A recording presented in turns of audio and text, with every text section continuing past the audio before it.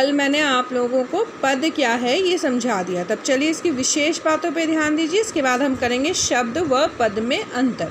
ठीक है, तो शब्द ध्वनियों के मेल से बनने वाली भाषा की अर्थवान एवं स्वतंत्र इकाई है। शब्द के बारे में मैंने पहले ही आपको क्या बताया था कि यह जो है वो ध्वनियों के मेल से बनती है और ये भाषा की अर्थवान और स्वतंत्र इकाई होती है। ठीक है, शब्द जब वाक्य में प्रयुक्त होते हैं तो वे शब्द नहीं रहते, वे पद कहलाते हैं। जब भी शब्दों को हम वाक्यों में प्रयोग कर लेते हैं तब वो एक पद बन जाते हैं। इस तरह वाक्य में प्रयुक्त शब्द ही पद कहलाते हैं। तो एक वाक्य में जिन शब्दों का हम प्रयोग करते हैं वो क्या कहलाते हैं? पद कहलाते हैं। पद बनने से पहले शब्द में कोई ना कोई रूप साधक प्रत्यय या रूप परिवर्तित करने वाला प्रत्यय अवश्य लगता है, भले ही वह शून्य प्रत्यय ही क्यों ना हो। तो इस तरह से माना जाता है कि जो शब्द है जब वो पद में प्रयोग होता है, मतलब वाक्य में प्रयोग होता है या पद बन जाता है, उससे पहले उसमें कोई प्रत्यय लग जाता है और अगर प्रत्यय नहीं लगता तो भी वह शून्य प्रत्यय कहलाता है। ठीक है, ये मैंने आपको कल भी बताया था। वाक्य में प्रयुक्त होने के बाद वह प्रत्येक शब्द कोई ना कोई प्रकार्य अवश्य करता है, कोई फंक्शन अवश्य ही करता है। अतः प्रकार्य के आधार पर ही यह तय किया जाता है कि वह कौन सा पद है।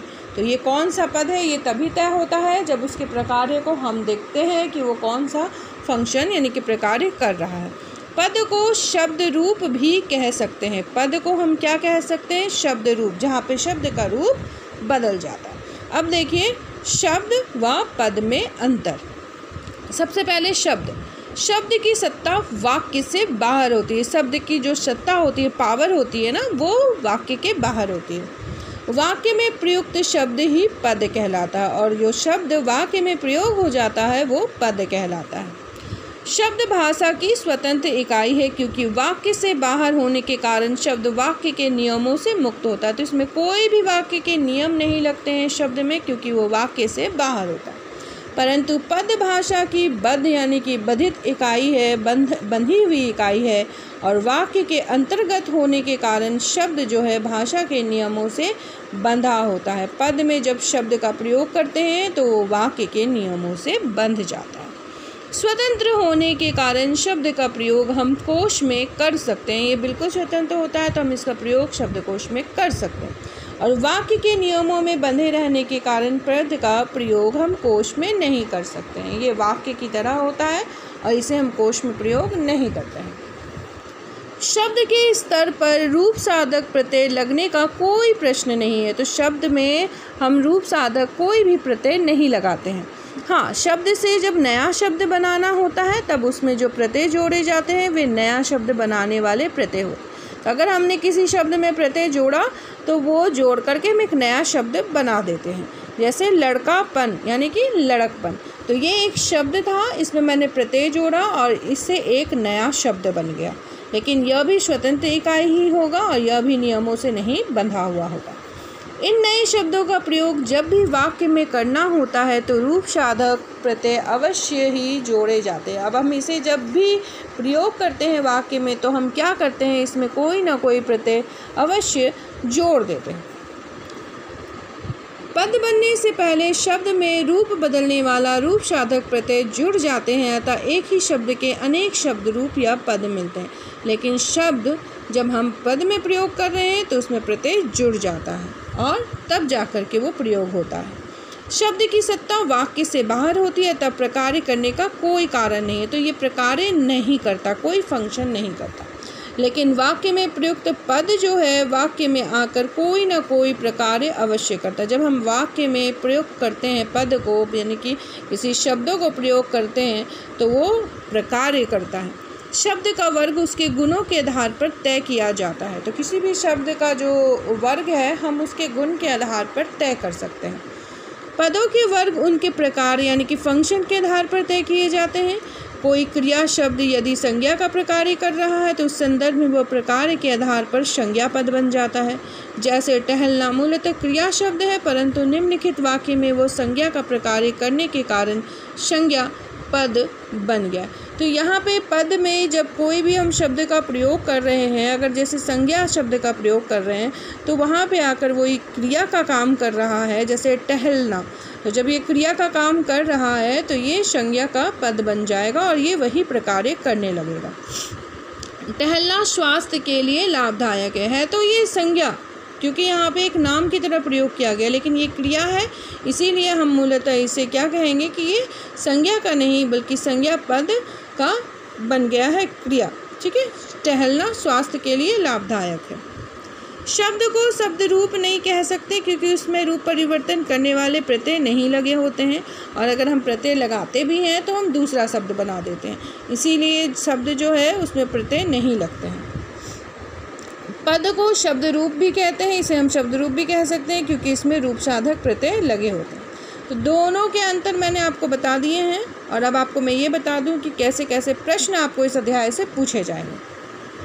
सबसे पहले आप ध्यान देने योग्य जो बातें हैं उसको समझ लीजिए। वर्णों के क्रमबद्ध तथा सार्थक मेल को क्या कहते हैं? शब्द कहते हैं। आपसे पूछा जाएगा शब्द किसे कहते हैं, तो आप ये आंसर लिखिएगा। शब्द भाषा की अर्थवान इकाई है। वाक्य से बाहर होने के कारण शब्द भाषा की स्वतंत्र इकाई है तथा अपने नियम व्यवस्था में बंधा होता है। इसका अपना नियम व्यवस्था, ये किसी भी नियम से बंधा हुआ नहीं होता। कौन? शब्द। शब्द का जब वाक्य में प्रयोग किया जाता है तब वो व्याकरणिक नियमों से बंध जाता है और इसकी स्वतंत्रता जो होती समाप्त हो जाती है, और वाक्य में प्रयुक्त शब्द को पद कहते हैं। तो जब भी हम किसी शब्द को वाक्य में प्रयोग करते हैं तो वह व्याकरणिक नियमों से बंध जाता है। ठीक है, उसे एक नियम का पालन करना पड़ता है, इसीलिए वाक्य में प्रयोग जो शब्द होते हैं वो क्या कहलाते हैं? वो पद कहलाते हैं। शब्द अपने यथावत रूप में वाक्य में प्रयोग नहीं किया जा सकता, इसमें कोई ना कोई रूप साधक या रूप परिवर्तित करने वाला प्रत्यय अवश्य लगता है। तो शब्द यूं का त्यों नहीं प्रयोग होता, उसमें प्रत्यय माना जाता है कि उसमें प्रत्यय लगता है। वाक्य में प्रयुक्त जिस शब्द में प्रत्यय दिखाई नहीं देता वहाँ शून्य प्रत्यय होता है। अगर आपको प्रत्यय नहीं दिखाई दे रहा तो भी उसमें प्रत्यय है जिसका नाम है शून्य प्रत्यय। क्योंकि पद में रूप साधक प्रत्यय लगे होते हैं अतः ये शब्द रूप भी कहलाते हैं, तो इसे हम पद को शब्द रूप भी कह सकते हैं। अभ्यास कार्य। पद से क्या तात्पर्य है, उदाहरण देकर समझाइए। तो अभी मैंने आपको बताया था कि वाक्य से बाहर होने के कारण शब्द का प्रयोग जब हम वाक्य में करते हैं और वो व्याकरणिक नियमों से बंध जाता है और इसकी स्वतंत्रता जो समाप्त हो जाती है वो वाक्य में प्रयुक्त हो शब्द को हम पद कहते हैं। तो आप इसे हम पद में लिख सकते हैं। आपसे यही प्रश्न को घुमा फिरा के पूछा जाएगा, जैसे पद और शब्द में क्या अंतर है, तो ये बॉक्स में जो लिखा है आप वो लिख लीजिएगा कॉपी में। पद क्या है तो आप ध्यान देने योग्य बातों में से लिख लीजिएगा। शब्द और पद में क्या अंतर है या पद और शब्द में क्या अंतर, ये सेम आंसर आएगा ये वाला। ठीक है, क्वेश्चन आपसे घुमा फिरा कर पूछा जाएगा और आपको क्वेश्चन को ठीक से समझ लेना। ये सिर्फ 2 ही क्वेश्चन है जो घुमा घुमा कर पूछे जाते हैं। शब्द किसे कहते हैं ये मैंने आपको बता दी, इसकी विशेषता भी आप आराम से लिख सकते हैं। शब्द पद के रूप में कब बदल जाता है? जब वो वाक्य में प्रयोग किया जाता है तब बदल जाता है, क्योंकि वो नियमों से बंधा होता है और उसमें प्रत्यय लग जाता है। उदाहरण देकर शब्द और पद का भेद स्पष्ट कीजिए। सेम है, शब्द पद में कैसे बदलता है, शब्द पद कब बन जाता है? यहाँ पे जब शब्द का प्रयोग हम वाक्य में करते हैं और व्याकरणिक नियमों से वो बंध जाता है तब शब्द जो है वो पद बन जाता है। शब्द क्या है? शब्द वाक्य में प्रयुक्त होने पर क्या कहलाता है? जब शब्द वाक्य में प्रयुक्त होता है तो वो पद कहलाता है और पद को हम शब्द रूप भी कह सकते हैं। तो यही एक ही प्रश्न को देखिए हर जगह घुमा घुमा कर आपसे पूछा गया है। ठीक है, पद किसे कहते हैं उदाहरण सहित लिखिए। शब्द और पद में अंतर स्पष्ट कीजिए, ये लिखिएगा। 9 नहीं लिखना है, 10 नहीं लिखना है और 11 जो है वो मैंने टिक कर दिया, वो आप लिख लीजिएगा। व्याकरणिक नियमों के अनुसार शब्द एवं पद में क्या अंतर है इसलिए नहीं लिखना क्योंकि ये सारे आंसर आपने यहाँ पे लिख लिए, क्योंकि वो व्याकरणिक नियमों से ही आंसर बने हुए हैं, इसीलिए एक ही आंसर है जो सब जगह में आपको लिखने हैं। ठीक है, तो अब यहाँ पे आप देख लीजिए सही गलत का निशान दिया हुआ है, मैं एक बार आपको पढ़ के सुना देती हूँ, आप कर लीजिएगा।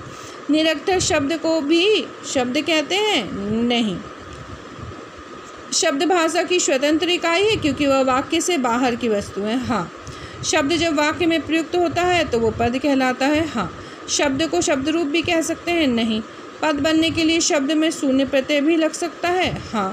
प्रत्येक पद कोई ना कोई प्रकार अवश्य करता है? हाँ। तो पद कोई ना कोई प्रकार अवश्य करता है। ठीक है, तो ये आपका अध्याय पूरा हो गया। शब्द और पद में क्या अंतर है इसको आप अच्छे से याद कीजिए और अपने कॉपी में इसके आंसर्स लिख लीजिए। मैं फ़ोटोज़ आपको भेज दूँगी। ठीक है, क्लास 10th और जैसे सवाल पूछे जाते हैं वो मैंने आपको एक बार समझा दी। ओके क्लास 10, धन्यवाद।